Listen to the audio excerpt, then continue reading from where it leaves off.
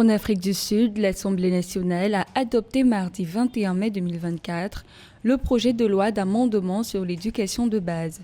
Dans ce pays où l'éducation est un défi majeur, notamment pour les Sud-Africains noirs et métis qui représentent 84,5% de la population, le nouveau texte devrait permettre d'accroître le taux de scolarisation estimé à 73,4% en 2022 et dans un contexte où seuls 38% des jeunes obtiennent leur bac selon les données officielles.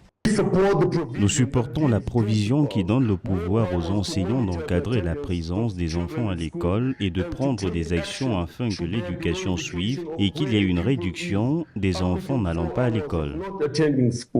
Selon le rapport 2022 du Laboratoire sur les inégalités mondiales, l'Afrique du Sud est l'un des pays les plus inégalitaires au monde.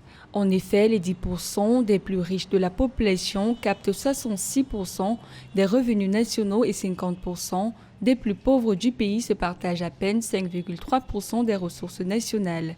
Et le système éducatif sud-africain est à l'image de ces inégalités.